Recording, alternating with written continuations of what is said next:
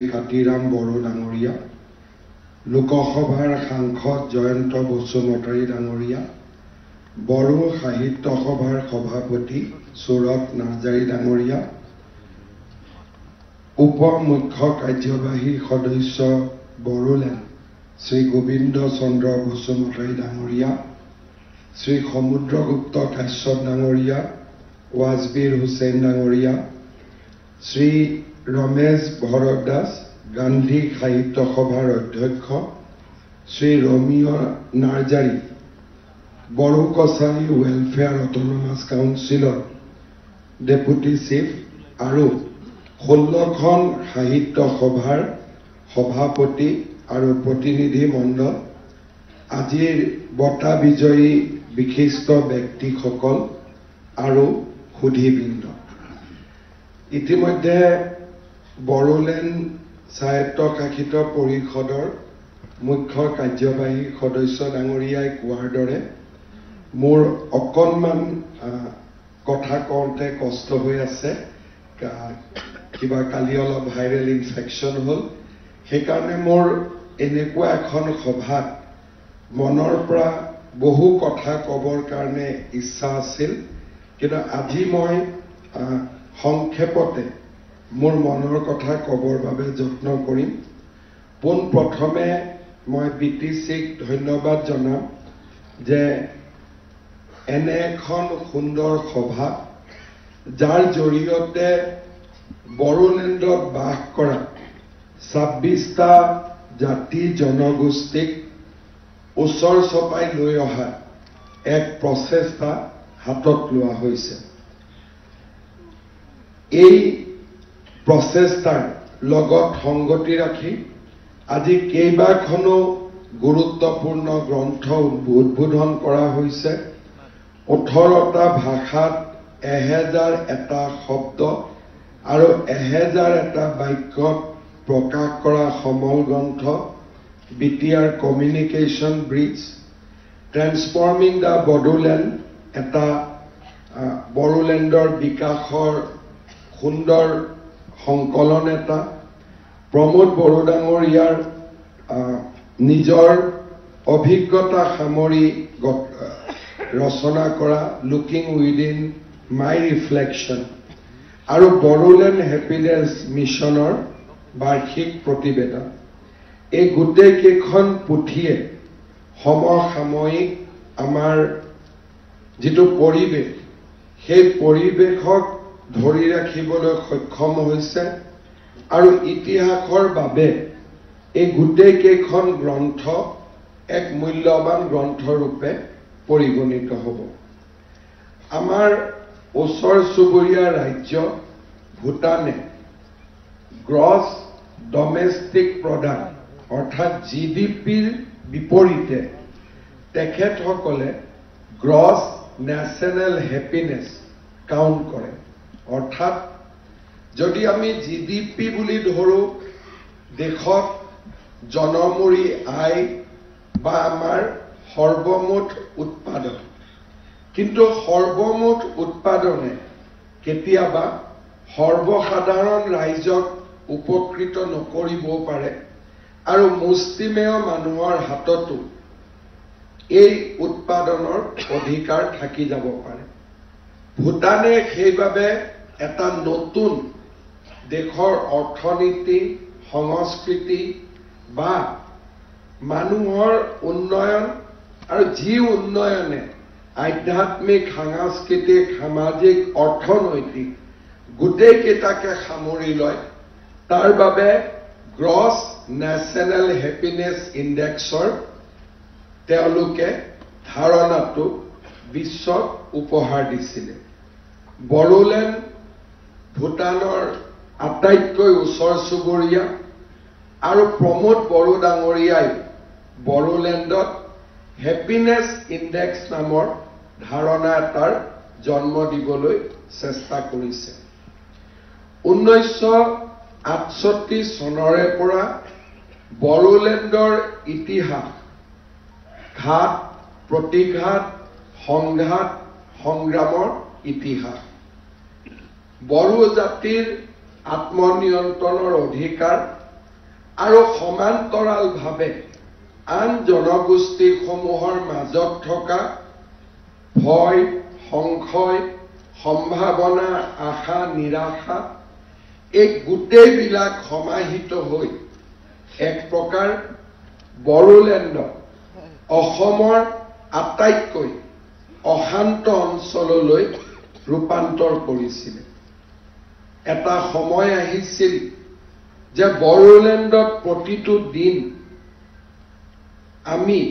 উৎকণ্ঠাৰে পাৰ কৰিছিলোঁ। অজস্ৰজন আমাৰ মাজৰ পৰা আঁতৰি গৈছিলে। কাৰোবাৰ নাম আমি জানো, কাৰোবাৰ আমি নাম নাজানো। অজস্ৰ মাতৃৰ বুকু খুদা হৈছিলে। আৰু চাওঁতে চাওঁতে এটা সময় আহিছিল য'ত কেইবাটাও জনগোষ্ঠীৰ যুৱকসকলে সশস্ত্ৰ সংগ্ৰামৰ পথ বাছি লৈছিলে। গোষ্ঠীগত সংঘৰ্ষ, সাম্প্ৰদায়িক সংঘৰ্ষই বড়োলেণ্ডত এনেকুৱা এটা অৱস্থাৰ সৃষ্টি কৰিছিলে যে এটা সময়ত আমি ভাবিছিলোঁ যে it is a lost territory, অৰ্থাৎ এই জাগাখনত কোনো সম্ভাৱনা নাই, আশা নাই, আৰু এটা আমি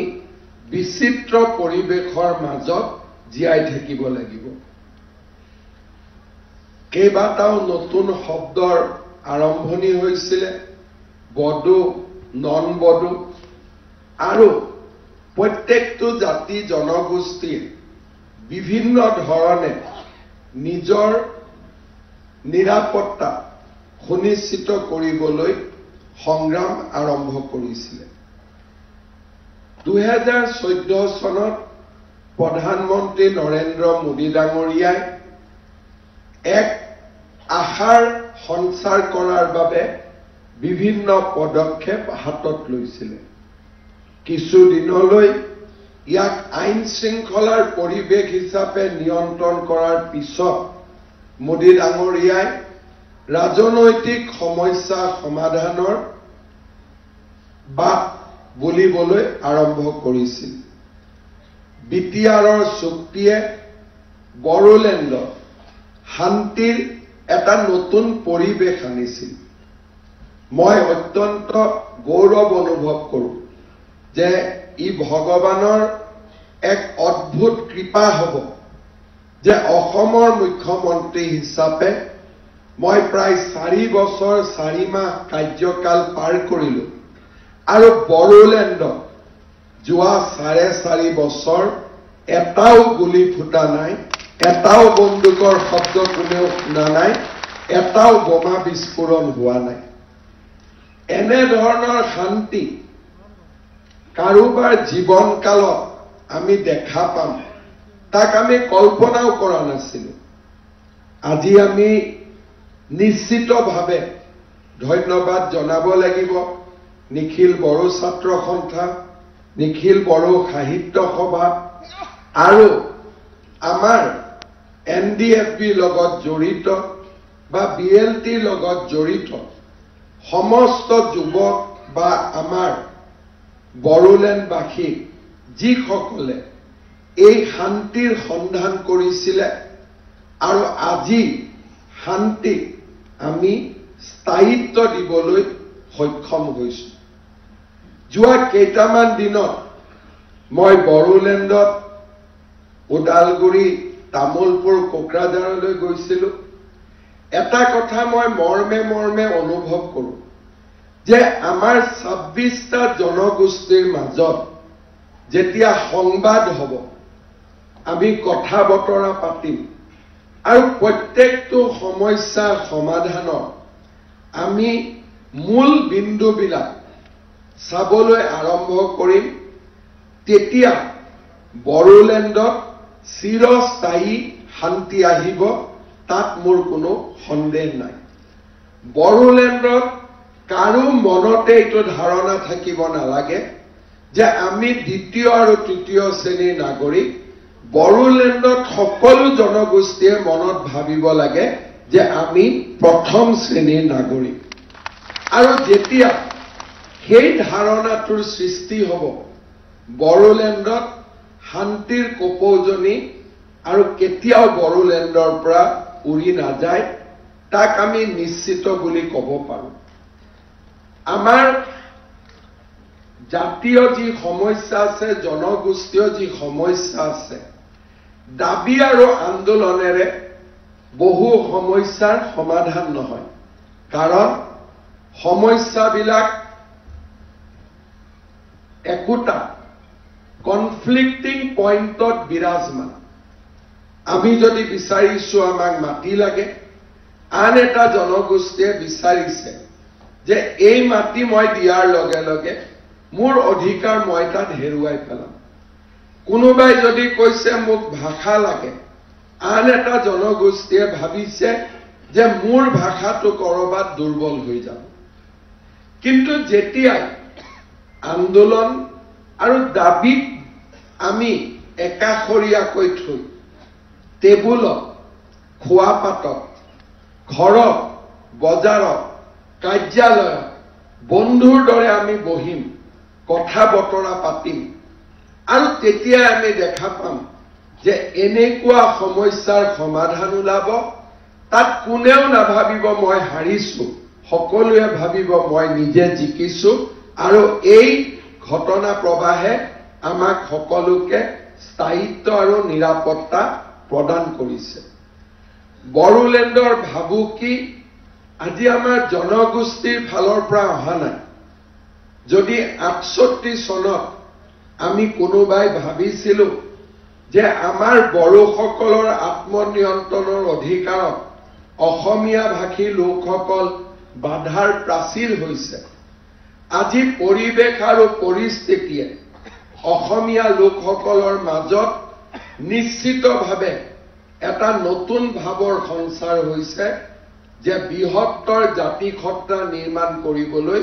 জনজাতীয় লোকক প্ৰাপ্য সন্মান আমি দিবই লাগিব অধিকাৰ দিবই লাগিব আজি বহল অসমীয়া সমাজখনে প্ৰতিটো জনজাতীয় লোকক আদৰি লৈছে তেওঁলোকৰ কলা কৃষ্টি সংস্কৃতিক সন্মান কৰিছে ভাষা সাহিত্যক সন্মান কৰিছে মই নিশ্চিতভাৱে বিশ্বাস কৰোঁ যে আজি আমাৰ বড়োলেণ্ডৰ যি সমস্যা সেই সমস্যা কোনো এটা জনগোষ্ঠীৰ পৰা অহা নাই কাৰণ প্ৰত্যেকটো জনগোষ্ঠী যদি মই সংখ্যা বিচাৰো তেওঁলোকে কৰবাত ১ লাখ ২ লাখ ৩ লাখ ৪ লাখ আজি যদি মদাহী বৰ্মন কছাৰী শৰণীয়া কছাৰী যদি আমি সম্পূৰ্ণ সংখ্যাটো চাওঁ তেওঁলোকে কেতিয়াও কোনো জাতিৰ প্ৰতি প্ৰত্যাহ্বান হিচাপে থিয় হোৱা হ'ব পৰা সংখ্যাও তেওঁলোকৰ হাতত মজুত নাই কোনোবাই যদি ভাবে যে গোৰ্খাসকল আমাৰ বাবে প্ৰত্যাহ্বান ৪খন ৫খন জিলাত যিমান গোৰ্খা আছে গোটেই লগ লাগিলেও তেওঁলোক কাৰো বাবে প্ৰত্যাহ্বান হ'ব নোৱাৰে কাৰণ সংখ্যা সিমানেই আৰু তাত আগবাঢ়িব নোৱাৰে পিছ পৰিব নোৱাৰে কোনোবাই যদি ভাবে যে আমাৰ চাহ বাগিচাৰ শ্ৰমিকসকল আমাৰ বাবে সমস্যা সেয়াও সমস্যা নহয় বড়োলেণ্ডত চাহ বাগিচা হাতত গন্তি কৰিব বিপৰা বিধৰ নতুনকৈ চাহ বাগিচা সৃষ্টিৰ তাত সম্ভাৱনাও নাই তাত সমস্যাও নাই আৰু এটা কথা নিশ্চিত যে আমাৰ গোটেই কেইটা জনগোষ্ঠীতে জনসংখ্যা কমিছে কতো জনসংখ্যা বঢ়া নাই ২০২২ চনৰ নেশ্যনেল হেল্থ সাৰ্ভে ৰিপৰ্ট মতে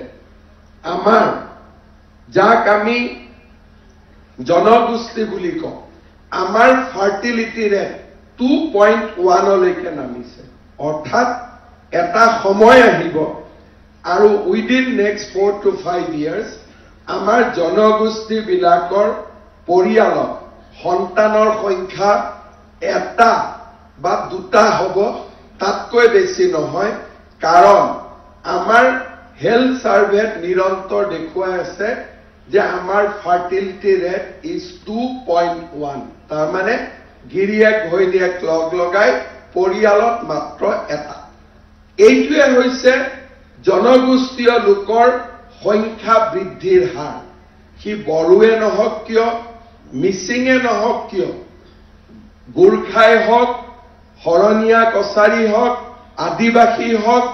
মদাহী হওক বৰ্মন কছাৰী হওক ৰাভা হওক যিমান আমাৰ জাতি জনগোষ্ঠী আছে 26টা জনগোষ্ঠী কাৰো পৰিয়ালত 6টা 5টা 4টা 3টা সন্তান এতিয়া নাই খেতি পথাৰত যাবৰ কাৰণেও সন্তানৰ সংখ্যা কমি আহিছে এনে পৰিৱেশত বৃহত্তৰ জাতি হিচাপে বড়ো লোকসকলে নিজৰ মাজত চৰ্চা কৰিব লাগিব যে বিটিসি বা আমাৰ জাতি সত্তাৰ বাবে নতুন প্ৰত্যাহ্বান ক'ত আজি যদি বড়োলেণ্ডত ভোটাৰ তালিকাক যদি আমি চাওঁ মই কাৰ সংখ্যা বাঢ়িছে মই নকওঁ কিন্তু 26টা জনগোষ্ঠীৰ সংখ্যা নিশ্চিতভাৱে বঢ়া নাই তাক মই ডাঠি ক'ব পাৰোঁ অৰ্থাৎ বড়োসকলৰ আত্মনিয়ন্ত্ৰণৰ অধিকাৰত 26টা জনগোষ্ঠী পথৰ হেঙাৰ নহয় বৰঞ্চ তেওঁলোক আপোনালোকৰ যুদ্ধৰ সহযাত্ৰী তেওঁলোক আপোনালোকৰ যুদ্ধৰ সতীৰ্থ কাৰণ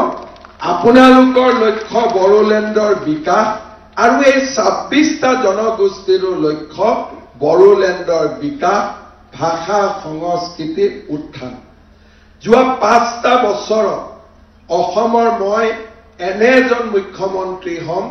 যি 212তকৈও বেছি বিটিসি অঞ্চলত যোৱাৰ মোৰ সৌভাগ্য হৈছে মোৰ আগতে কোনোবা মুখ্যমন্ত্ৰীয়ে হয়তো 5টা বছৰত 5 দিনো বিটিসিত যাবলগীয়া হোৱা নাছিল কিন্তু মই হিচাপ কৰি চাইছো যে 212তকৈও বেছি মই বিটিসিলৈ গৈছিলো আৰু বড়োলেণ্ডৰ সমস্যা সন্মুখৰ পৰা মই দেখিছিলো আৰু সম্ভাৱনাবিলাকো মোৰ সন্মুখত ধৰা দিছিল বড়োলেণ্ডৰ বৃহত্তৰ জাতি হিচাপে বড়ো আৰু আন 26টা জনগোষ্ঠীৰ মাজত যেতিয়া হ্যাপিনেস ইনডেক্স বাঢ়িব তেতিয়া মই নিশ্চিতভাৱে ক'ব পাৰোঁ সমগ্ৰ অসমৰ ভিতৰতে বড়োলেণ্ড এটা অৰ্থনৈতিক শক্তি হিচাপে ই প্ৰতিগণিত হ'ব আৰু বড়োলেণ্ডে ৰাজ্যৰ আটাইতকৈ অৰ্থনৈতিকভাৱে শক্তিশালী অঞ্চল হিচাপে পৰিগণিত হ'ব মোৰ বিশ্বাস 5টা বছৰৰ শান্তিৰ প্ৰচেষ্টাৰ পিছত এতিয়া সমন্বয়ৰ প্ৰচেষ্টা হ'ব সমৃদ্ধিৰ প্ৰচেষ্টা হ'ব আৰু বিকাশৰ প্ৰচেষ্টা হ'ব অহা 5টা বছৰ শান্তিৰ 5টা বছৰৰ পিছত শান্তি itself is not a milestone শান্তি এটা কেতিয়াও সূচক হ'ব নোৱাৰে কাৰণ শান্তি থাকিলেহে উন্নতি হ'ব তাৰ মানে peace is a means for development it is not a end in itself শান্তি ই শেষ শৰ্ত হ'ব নোৱাৰে প্ৰগতিৰ বাবে শান্তিৰ প্ৰয়োজনীয় কিন্তু প্ৰগতি বিকাশ সম্প্ৰীতিহে আমাৰ লক্ষ্য এই শান্তিৰ 5টা বছৰক আমি মূলধন হিচাপে লৈ অনাগত 5টা বছৰত আমি বড়োলেণ্ডত শান্তি আনিব লাগিব সমৃদ্ধি আনিব লাগিব প্ৰতিটো জাতি জনগোষ্ঠীয়ে সুখৰ অনুভূতি কৰিব লাগিব আৰু মই বিশ্বাস কৰোঁ যে যেনেকে আমাৰ অসমত কিবা এটা ঘটনা পৰিঘটনা হলে সেই ঘটনা পৰিঘটনাৰ নেতৃত্ব লৈ সামাজিক শান্তি আনাৰ দায়িত্ব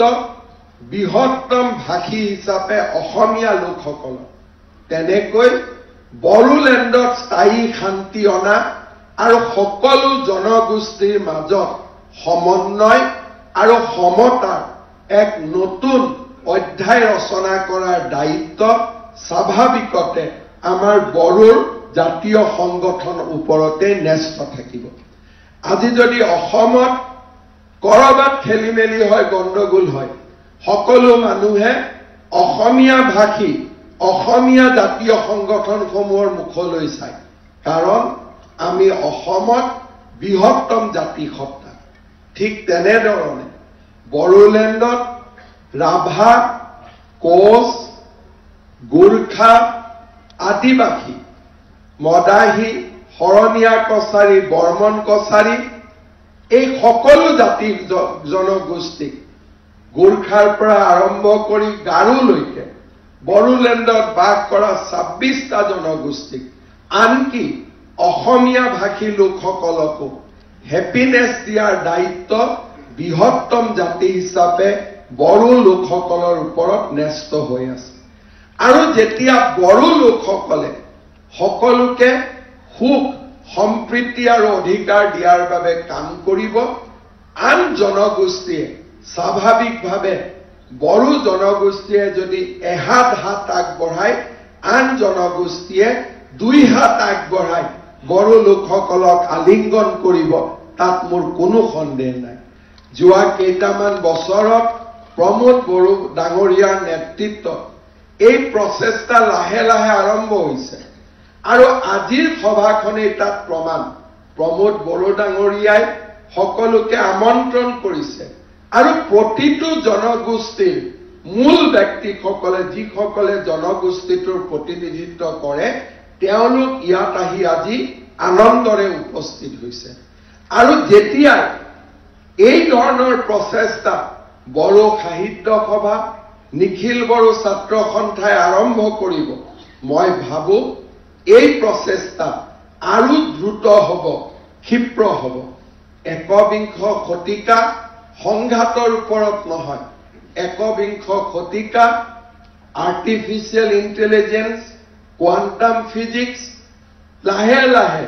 আমি জীয়াই থকাৰ ধাৰণাটো সলনি হৈছে এসময়ত কবি হবৰ কবিতা লিখিবৰ বাবে কবিৰ প্ৰয়োজন আছিল এসময়ত প্ৰবন্ধ লিখিবৰ বাবে প্ৰবন্ধকাৰৰ প্ৰয়োজন আছিল সমাজ ইমান পৰিৱৰ্তন হৈছে যে যাৰ হাততে মোবাইল আছে তেওঁই কবি হ'ব পাৰে তেওঁই প্ৰবন্ধকাৰ হ'ব পাৰে গান লিখিবৰ কাৰণে এসময়ত গায়কৰ প্ৰয়োজন আছিল গান গাবৰ কাৰণে এসময়ত গীতিকাৰৰ প্ৰয়োজন আছিল এতিয়া এআই সুন্দৰ সুন্দৰ গান আমি ঘৰতে বহি আমি ৰচনাও কৰিব পাৰো সুৰো কৰিব পাৰো অৰ্থাৎ পুৰণা যিবিলাক আমাৰ মাজত ইছ্যু আছিল বিজ্ঞানে সেই ইছ্যুবিলাকক নোহোৱা কৰি পেলালে বিজ্ঞানে এখন নতুন সমাজৰ সৃষ্টি কৰিলে এটা কবিতা যদি মই বঙালীত লিখিছো কম্পিউটাৰত মাত্ৰ এটা কমাণ্ডৰ জৰিয়তে সেই কবিতাটোক তুৰন্ত মই সাঁওতালি ভাষালৈ ৰূপান্তৰ কৰিব পাৰো অৰ্থাৎ আজি এজন কবি যদি অসমীয়া কবি হয় তেওঁ অসমীয়া কবি হৈ থাকিব নোৱাৰে তেওঁ যদি মনত ভাবে মই গ্ৰীচৰো কবি হম মই ফৰাচীৰো কবি হম মই আমেৰিকাতো মোৰ কবি যাব পাকিস্তানতো মোৰ কবিতা যাব বাংলাদেশতো মোৰ কবিতা যাব আফগানিস্তানতো কবিতা যাব কম্পিউটাৰত এটা কমাণ্ডেৰে মই মোৰ কবিতাটো পৃথিৱীৰ সকলো ভাষালৈ ৰূপান্তৰ কৰিব পাৰো অৰ্থাৎ ভাষাৰ বা জাতিসত্তাসমূহৰ সমস্যা বিংশ শতিকাৰ সমস্যা আৰু একবিংশ শতিকাৰ সমস্যা সম্পূৰ্ণ পৃথক ভূপেন হাজৰিকা ডাঙৰীয়াই কৈ গৈছিল এয়া বিজ্ঞানৰ যুগ লাহে লাহে আমাৰ মানসিকতাৰ পৰিৱৰ্তন হ'ব লাহে লাহে আমি বিজ্ঞান প্ৰযুক্তিৰ নতুন দিনলৈ যাম পুৰণি ইতিহাস আমি আঁতৰাই পেলাম আৰু আমি নতুন ধৰণে সমাজখনক বুজি পাবলৈ আৰম্ভ কৰিম মই বিশ্বাস কৰোঁ যে আমাৰ মাজত থকা ক্ষুদ্ৰ ক্ষুদ্ৰ সমস্যা কেইটামান সমাধান কৰি পেলালে আমি বড়োলেণ্ডত স্থায়ী শান্তিৰ পথ বিচাৰি পাম আৰু এই সমস্যাবোৰ এনেকুৱাও নহয় যে সমস্যা কেইটা সমাধান হলে কৰবাত কাৰোবাৰ অকণমান ক্ষতি হ'ব কাৰো ক্ষতি নহয় মোক আজি ৰাতিপুৱা আপসুৰ প্ৰতিনিধি মণ্ডল গৈছিলে মোক কৈছিলে যে অসমত অসমীয়া ভাষাৰ লগতে আপোনালোকে দিয়া নটিফিকেশ্যনত কৰিব পাৰে নেকি যে 13খন বড়ো অধ্যুষিত জিলাত অনুবাদ বড়োলৈকেও হ'ব মই চিন্তা কৰোঁতে 10 ছেকেণ্ডো নালাগিলে যে নিশ্চিতভাৱে বড়োলৈকে হ'ব কাৰণ মই জানো মই যদি অনুবাদ নকৰো এআইয়ে অনুবাদ কৰি দিব মই তাক কেনেকৈ ৰাখি থব পাৰিম মইতো ৰাখি থব নোৱাৰো যদি গভৰ্ণমেণ্টে ওলোৱা সাৰ্কুলাৰখন মই অসমীয়াত ওলালো আপসুৰ প্ৰতিনিধি দল মোৰ ওচৰত আহিলে মোক ক'ব বড়ো অনুবাদ কৰি দিয়ক মই কম মই নোৱাৰো ঠিক আছে আপুনি নোৱাৰে আপোনাৰ সন্মুখতে মই কৰি দিছো বলে ChatGPT-ত মোৰ সন্মুখতে কৰি দিম গতিকে যন্ত্ৰই কৰাৰ আগতে মানুহে কৰাত আপত্তি ক'ত থাকিব পাৰে গতিকে মই 2 মিনিটতে কোনো কথা নাই কালি অৰ্ডাৰ উলিয়াই দিম অৰ্থাৎ বিজ্ঞানে যাক সহজ কৰি পেলাইছে একেবোৰ কাম মানৱীয় প্ৰমূল্যৰে আমি তাকো সমাধান কৰিব পাৰো এআইয়ে যদি অনুবাদ কৰি দিলেহেঁতেন বড়ো লোকসকলে সুখৰ অনুভূতি নাপালেহেঁতেন কিন্তু চৰকাৰে যেতিয়া অনুবাদ কৰি দিব বড়ো লোকসকলে তাত সুখৰ অনুভূতি লাভ কৰিব অৰ্থাৎ বহু সমস্যাৰ সমাধান বিজ্ঞানে কৰি পেলাব কিন্তু বিজ্ঞানৰ আগতে যদি মানুহে এই সমস্যাবিলাকৰ সমাধান কৰে আমাৰ মাজত সমন্বয়ৰ হাকুডাল কটকটীয়া হ'ব আৰু তাৰ কাৰণে আমি প্ৰচেষ্টা কৰিম আজিৰ বড়োলেণ্ড হেপিনেছ যি আমি মিছন কৰিছো সেই মিছনে স্থায়িত্ব পাওক আমাৰ সন্মুখত এনেকুৱা এটা দিন আহক যে বড়োলেণ্ডত মই বড়ো মই নন বড়ো এই দুইটা শব্দ নুবুজোৱা হৈ যায় আৰু বড়োলেণ্ডৰ মানুহে কয় যে মই বড়োলেণ্ডবাসী I am a citizen of Bodoland এই পৰিচয় যেতিয়া আমি সকলোৱে পাই যাম বড়োলেণ্ডৰ উন্নয়নক বিকাশৰ সমৃদ্ধিক কোনেও ধৰি ৰাখিব নোৱাৰে যেতিয়া কৰবাত বড়ো সংস্কৃতি শুনিম তাত মই নিজক পাম কৰবাত যেতিয়া মই সোণোৱাল কছাৰী মদাহী কছাৰী খৰণীয়া কছাৰীৰ সংগীত শুনিম তাত মই নিজক বিচাৰি পাম য'ত গোৰ্খাৰ নৃত্য হ'ব কোচ ৰাজবংশীৰ নৃত্য হ'ব তাত সকলোৱে নিজক বিচাৰি পাব